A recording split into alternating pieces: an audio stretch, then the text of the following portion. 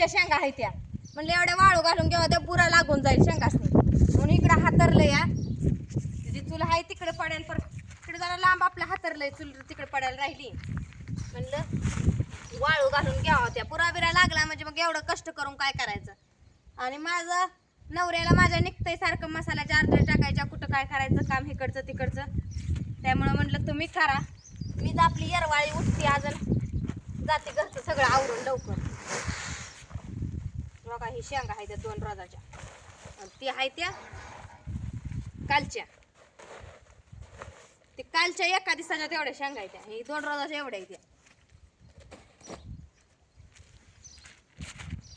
आधी गोतून घेते की शेंगा वाळाय बी टाइम लागतो, शेंगदाणा असलं वाळूच.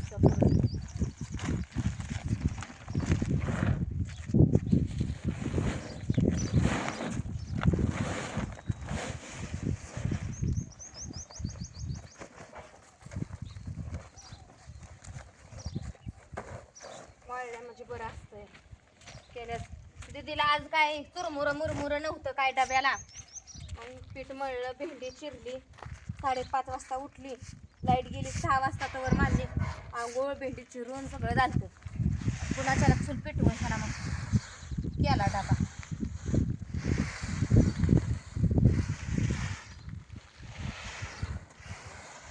जरा पाताळच घालते. ही कशा आहे त्या बायकी थोड्या आता कोंदाटलेल्या आहेत त्या शेंगा, ही आहे त्या जरा ही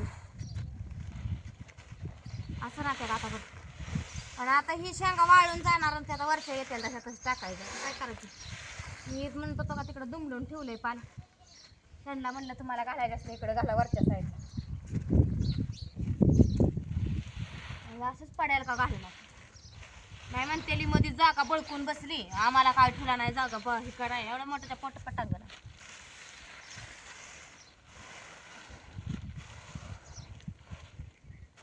धुणं भांडी करायचं आणि मग पुण्याच्याला जायचं रानात.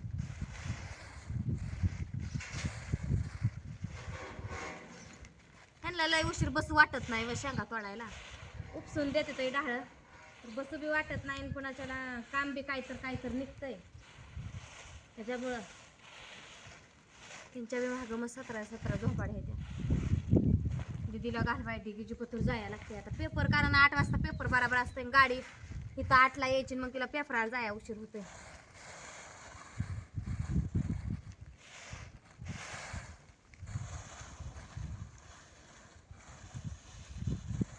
पाताळ घातलं म्हणजे हडकत पुट्यानं उन्हानं अंग काळं भाकार झालं. या शेतातलं खायचं आहे म्हणल्यावर अंगाला आणि भागाला बघून जमतंय का. 2 रोज केस इचराय टाइम घेताना घालाय, खालच्यानं केस विचारले नाही तशीच टांगू तुटू. या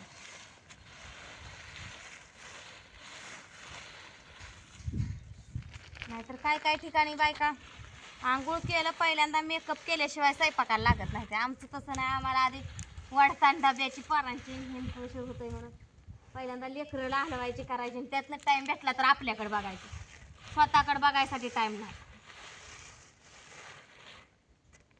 निवांत मग घरचं असल्यावर काही नसतंय बरं का, नुसतं करायचं खायचं 2 भांडी असल्यावर. आता हाय रानातलं तर तर केलं पाहिजे का नाही. पसरली अजून किती पातळ करायची.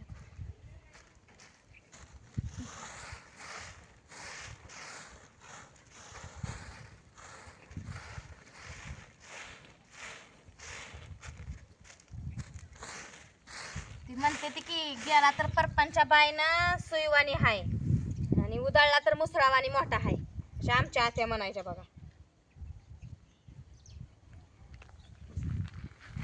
म्हणून ही वाळवान सोळवान बारकाव्यानं करावं लागतं. मग एवढं मोठं रानातलं काढून का उपयोग आहे पुरा लागून गेल्यावर.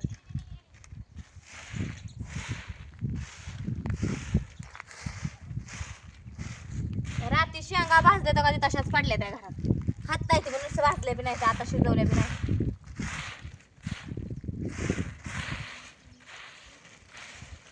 फोडाय मला तर फोडायचा खायचं वैतागले, तुझं आपली तोडत एखादा पोगा तोंडात घातला तर घातला. त्यांना मी पुन्हा तोंड कडू काय पाणी चवीला लागत नाही ना अन्न चवीला लागत नाही पोगं खाल्लं.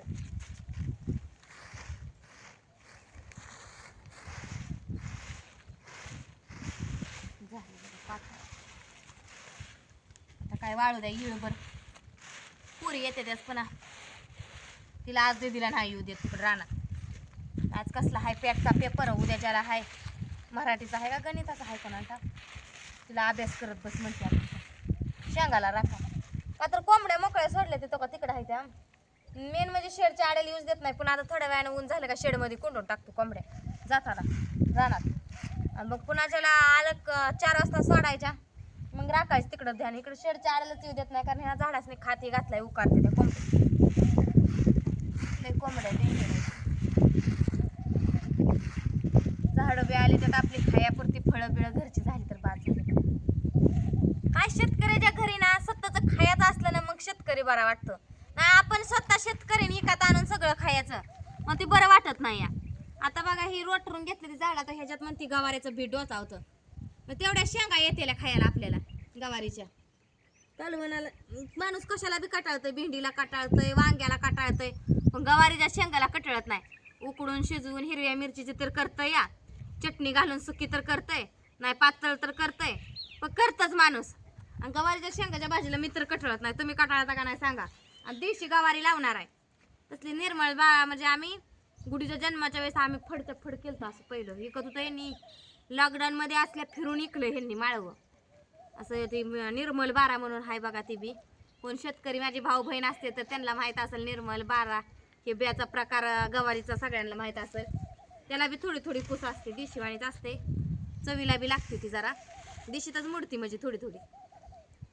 तर बघा हे आता असं चालू आहे आणि तो का तिकडं शेडमध्ये बघा की लसूण नव्या बांधलेला तुम्हाला काय दाखवलाच नाही टाईम भेटला नाही आपलं इकडं तिकडं ते ह्याच्या नादात बांधला होता रात्रात आपला पुस्तक दानकवर घेऊन दोघांनी बॅलर मांडली तसली ते कोंड्या मसाल्याच्या त्याच्या उभा राहून बांधला आम्ही तसा बांधलाय बघा ते लसूण काय हाय ह्या काही कुत्र बसले का हाड हाड तिथं ठिक्यावर वाळू घातलाय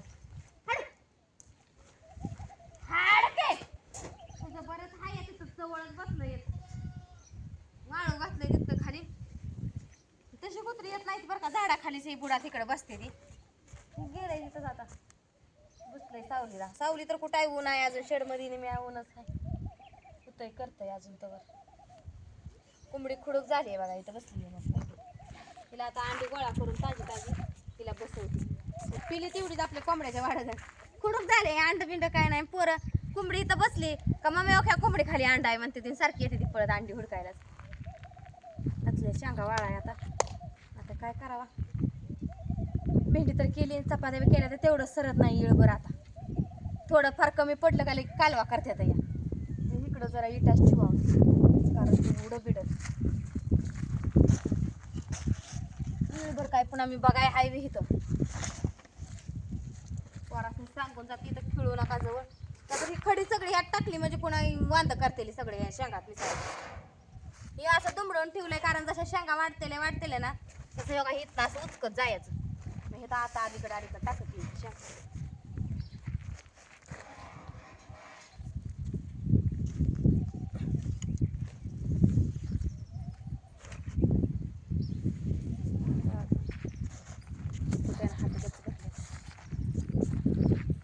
इकडच्या शेंगा बघा शिवाय ते पांढऱ्या पडल्या म्हणजे माती निघून गेली व आणि ही ताज्या शेंगाची माती तशीच राहिली काळ्या शेंगामध्ये कारण चिकून राहिला ह्याला असं